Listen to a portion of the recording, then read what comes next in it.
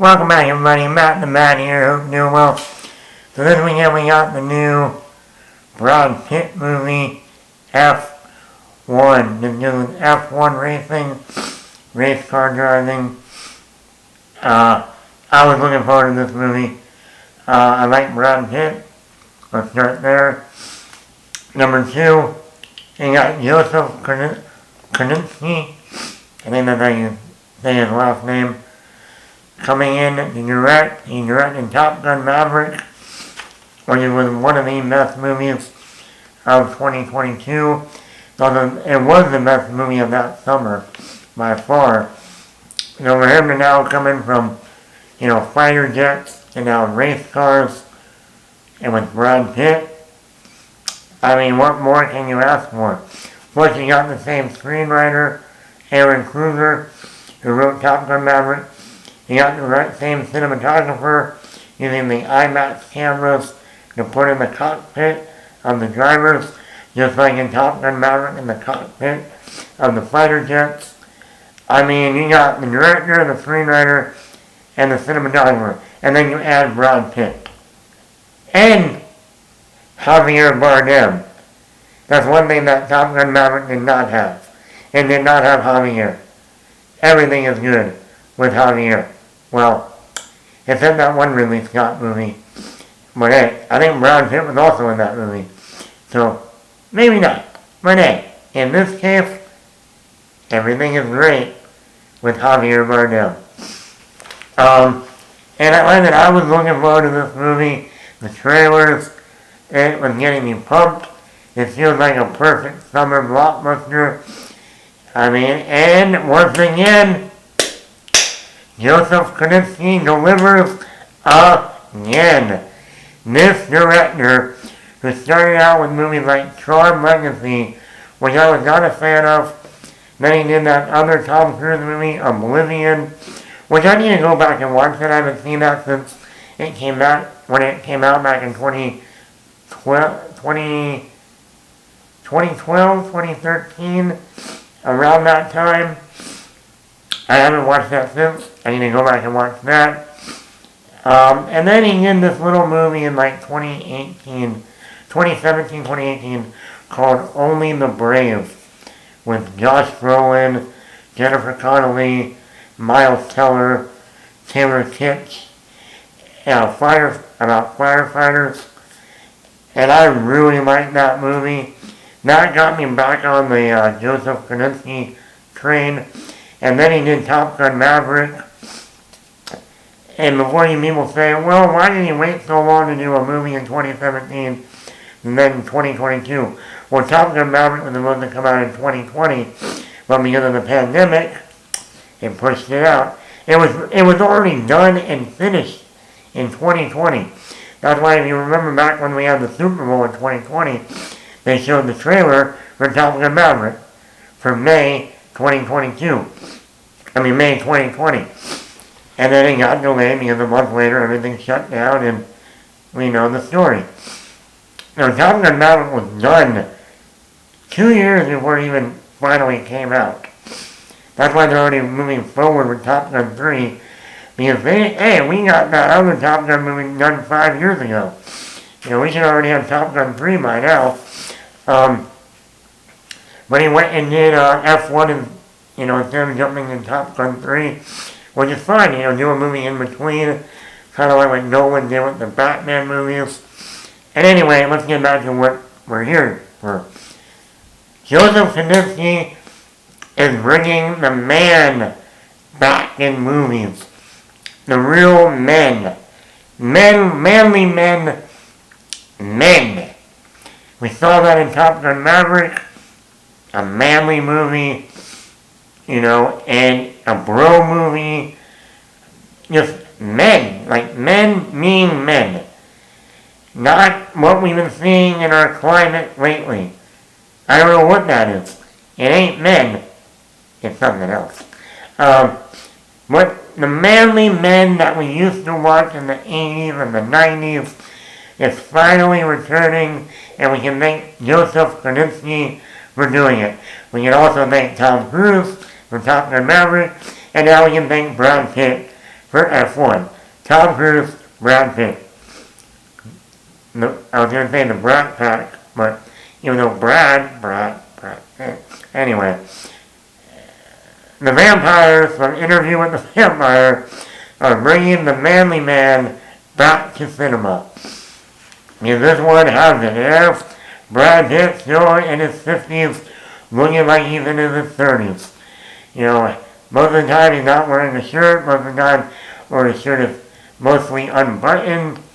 You know, he has the blonde hair with the highlights in it, the jewelry, going after the girl, not, you know, getting into fights with his teammates. The manly man. And that is what we like in movies, especially in sports movies. I don't want to see a pussy in a sports movie. I want to see a manly man in a sports movie. That's what this is. This is a sports film. It's racing. But then you also get that manliness from the Top Gun movies, from the movies from the 80s and the 90s. And that is what, and let's get into it. Let's just get into all of this. Brad Pitt. Once again, he plays Sonny Hayes. He's a, older race car driver. He had an accident back when he was younger, and he really, hasn't really raced that much since, here and there. He gets Javier Bardem. He used to be a friend / partner racer with Javier. Javier comes back to him now that Javier's a manager, owner, and wants him to race. And Brad Pitt just brings that charisma, that charm, that even a little bit of that bad boy personality, the hot shot, and now like me, this older race car driver, he doesn't give a fuck about anything or anyone at this point. He's a hothead, but then, he can bring that charm. He can bring that romantic, moments that he has in this movie. It's like the perfect role for Brad Pitt. Like I said, when I was growing up, I wasn't a huge Brad Pitt fan originally. He's just a good-looking actor, hothead. That's all I need with Jennifer Aniston at the time. And then I saw The Curious Case of Benjamin Button. Then I saw the movie Seven. And I was like, okay, never mind. I like Brad Pitt. And here we get, even though now here we get that hothead, good-looking guy, full of shit, playboy a little bit. And it works. It works. And it fits him perfectly. And, his chemistry with Javier Bardem, his back and forth with the girl, Carrie Coon, his, rival mentality with his other driver. I mean, it all works.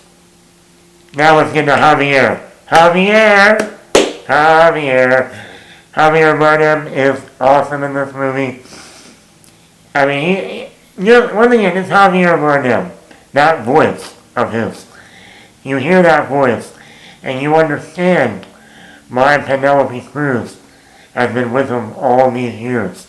You know it. She left Tom Cruise and went back to Javier. They sorry, Tom. Javier, not you. Sorry. But he just brings that presence on screen. And then like you add his voice, and you're just like, like the chemistry between him and Brad Pitt, you believe that these two people have been friends, have been partners, have been possibly race car partners, teammates, race car drivers at one point. You just buy it. And like I said, who doesn't love a little Javier Bardem? All the way back to No Country for Old Men. Then like I said, you got like Skyfall. I mean, you got Javier, or even in Dune.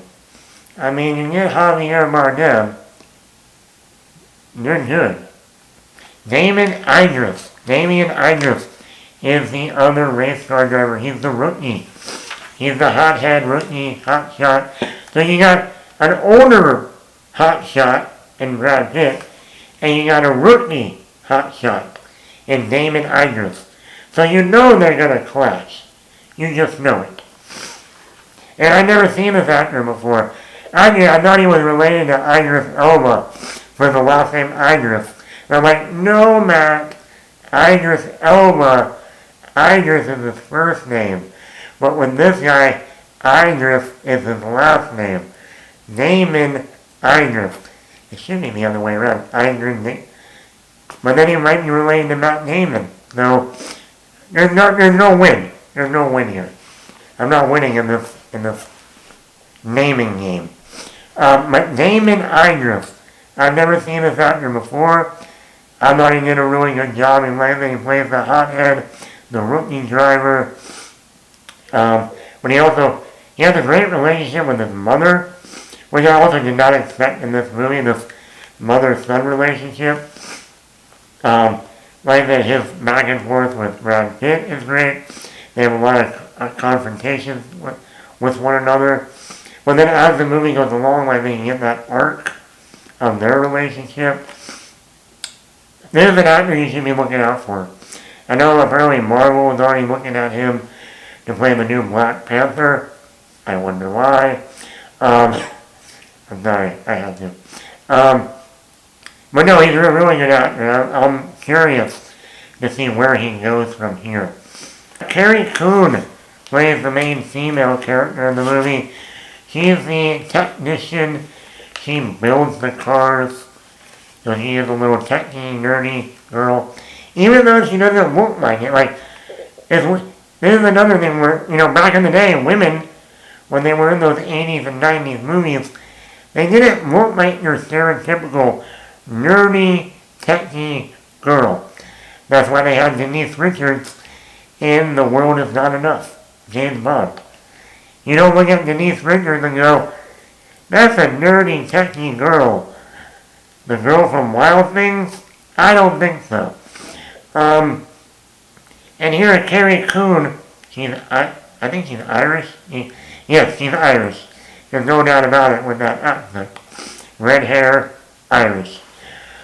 She was in that movie, The Banshees of Inisherin, a couple years ago, the Martin McDonagh film with Brendan Gleeson and Colin Farrell. That really, made her name. I think she was up for an Academy Award for that movie. Anyway, I really like her in this movie. Her chemistry with Brad Pitt is great. Like I said, she's a very important character. Prominent. But once again, this is not a boss girl movie. They make sure, she's staying in her lane. No pun intended, racing. And I like her. This is a cool character. This is a character they used to write in the 80s and 90s for female badass characters. And it shows in this movie. Once again, like I said at the beginning, going back to that manly film, where women, whether it's in Terminator, whether it's in Aliens, knew how to be sexy, but also be a badass. But even if they are somewhat of a nerd, they don't go the full nerd route. Even like Megan Fox in Transformers. She knows how to work on cars, but she's not a nerd. Like Sydney Sweeney knows how to work on your car. I was going to go somewhere else with that, but you don't look at Sydney Sweeney and go, yeah, she looks very nerdy. I don't think so. Never. But she's another one. She knows how to work on cars. Megan Fox's character in Transformers knows how to work on cars. Carrie Coon. You get my point. And also, once again, we get a movie that has romance. We get a movie that we have two characters that have sexual tension, and they make sure you actually play that. They actually go through with that. When they go back to that manly movie. In a manly movie, a guy wants a girl, he goes after the girl, and things happen. Like I was just saying, my Jurassic World Rebirth. For some reason, Steven Spielberg, his last two produced films, big blockbuster films, Jurassic World Rebirth and last year's Twisters, we have these sexual tensions between our two main characters, and then by the end of the movie, nothing. No romance. No kissing, no nothing. And it's like, what happened to that in movies, in big blockbusters? Well, Joseph Koninski and Aaron Cruz like, yeah, we're going to go back to the manly movie of the guy gets the girl, they fool around, they have this sexual tension this entire time, and they finally do it. Thank you. The racing scenes.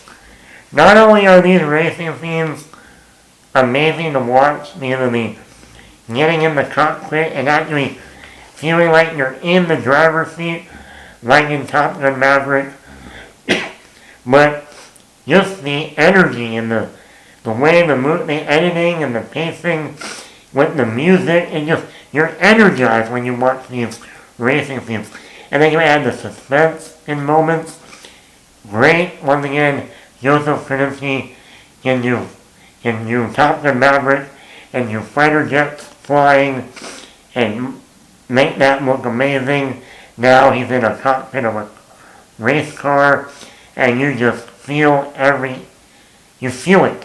You feel like you're Brad Pitt in that cockpit, and it's amazing. The humor. There's a lot of humor in this movie, in the dialogue, and it works. A lot of Brad Pitt's delivery, when he's trying to charm Carrie Coon, or just in back and forth with Damon Idris, giving him shit. It's great. The humor's great. The themes of this movie. Once again, this is a sports film. So of course, with a sports film, you might say, oh, we get the cliche themes, like in every sports movie. You got the underdog story. Now you can look at the underdog story on both ends. You can look at it as Brad Pitt's character, the underdog, he's older, he hasn't been doing it for a while, he's coming into this F1 race, he's never been in an F1 race before. Or you can look at it as the Damon Idris character, young, rookie, up-and-comer, also never, raced in an F1 race. He's kind of the underdog here. So either way, both characters are like the underdog in different ways in this movie. And once again, you got the old versus the rookie. The older character who's been doing this for a long time is, he should be retired. But then you got the rookie who's coming up, so you get that rivalry between them, old versus new, if you will. And, you got a race thing here. Not that they completely say it out loud, but whenever you pit a white guy and a black guy in a sports film, go back to Remember the Titans, your side, my side, your side. I don't want anything to do with you people. You people?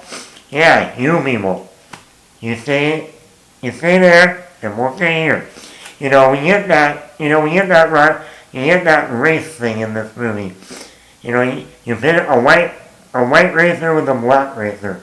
Even though they're on the same team, they're butting heads. The one doesn't want the other one to get in their way. So you get all that. You got the mom of the black character who thinks, this hot shot white guy is an asshole. They don't, and that's the great thing about the script. They don't have to say it. You know what I mean?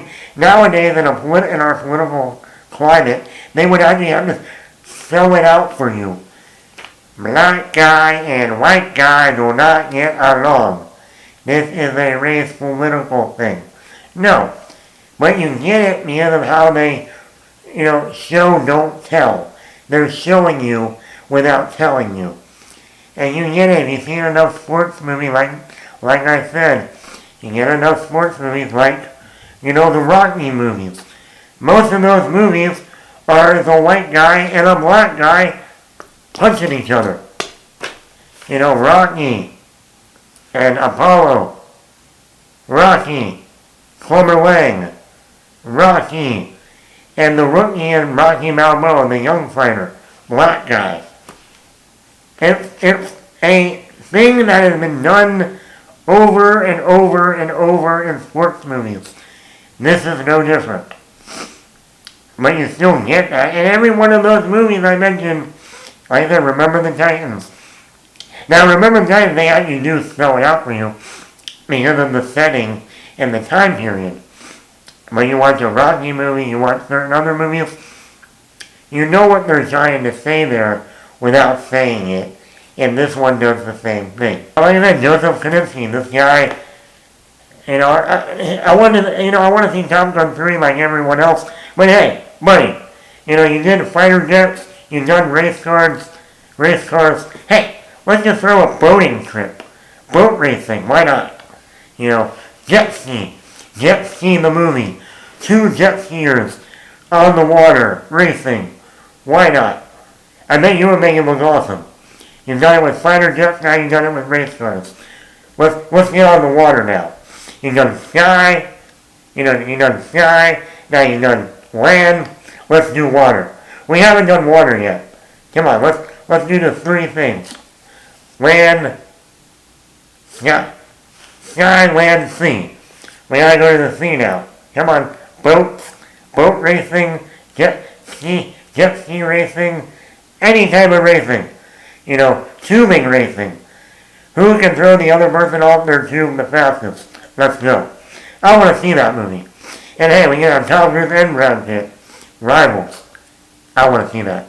No, but I mean, what this guy has brought to these movies, both Top Gun and, I think it brings so much energy. It's getting people back in the theater. Like, I saw this movie, F1, the theater was crowded. Everybody wanted to see F1. Just like when Top Gun Maverick came out. This guy is bringing people back in the theater. And I love it. Aaron Kruger. Aaron Kruger's been around for a while. Aaron Kruger used to be the guy, when you said the name Aaron Kruger, hey, you think of Freddy Krueger.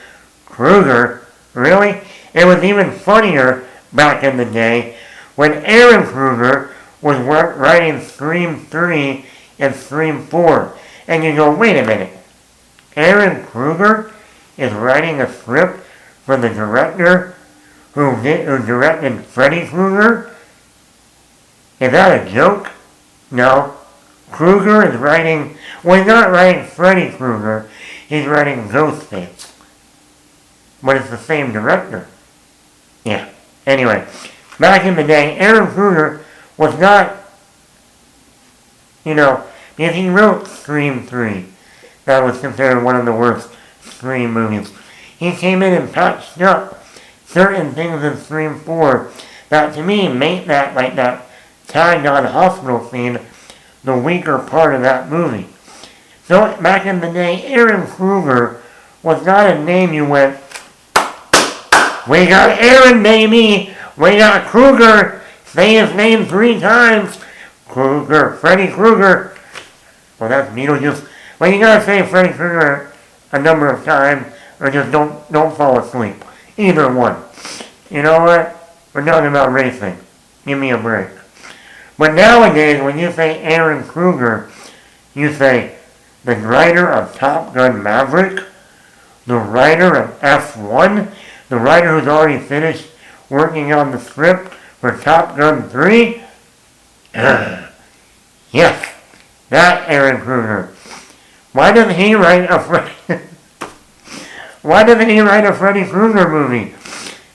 Like I said, the cinematography, great.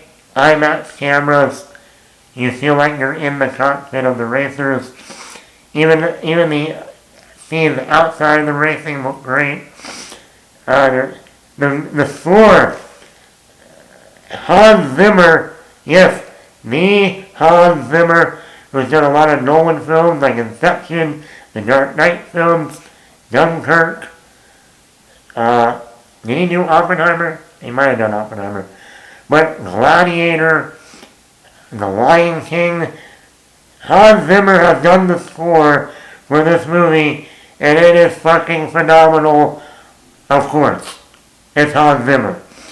Ever since I saw this movie Thursday night, I have been listening to the score all day yesterday, on my ride to work, on my ride home, in the evening, even this morning when I was eating breakfast, I had the fucking Hans Zimmer F1 score playing in the background. I'm sure my neighbors is like, it's 8 o'clock in the morning. What the fuck? But hey, it's another masterpiece by Hans Zimmer. It better get nominated for an Academy Award. It's excellent. It's over 2 hours and 35 minutes. It's over 30 minutes longer than Top Gun Maverick. And guess what? I enjoyed it. I didn't feel the pace. I thought it moved along pretty fast. No pun intended. It's a great paced film. I enjoyed it. I really don't have any negatives with this movie. It's a win. Top Gun Maverick was a win. I think this movie was even better than Top Gun Maverick, because Top Gun Maverick still had those moments that harken back to the original Top Gun, even in the plot. This is awesome. This is why we go to the movies. This is why we go to the movies in the summer, because this is a summer blockbuster. This will probably end up being the best movie of the summer. So once again, Joseph Koninski has done it again, like he did with Top Gun Maverick, which was the best movie of that summer. Now we're getting F1. Yes, there are still 2 more months in the summer, and I've already seen Jurassic World, and guess what? This movie's way better than Jurassic World. So unless Superman and Fantastic Four and Freakier Friday can be better than F1, I highly doubt. If they are, we're in for a real treat the rest of the summer. But F1 is the movie of the summer. See it in IMAX, see it in Dolby, see it. If you don't want to wait for this movie to come on Apple and watch it at home on your little TV, I don't care how big your TV is, it's not as big as a fucking IMAX screen, it's not as big as a Dolby screen, it's not even bigger than a normal theater screen. And the surround sound, you ain't gonna get it, buddy. Sorry. See it in the theater. You won't be disappointed. I would give this movie a 5 out of 5. Go see it. You'll love it. F1. Now I want to see Tom Cruise and Brad Pitt re-team this Interview with the Vampire and do a fighter jet movie, a racing movie. I don't give a shit. Do it. And get the same director, and that's gonna be the Avengers of Avengers movies. Tom Cruise, Brad Pitt in a racing film. Do it.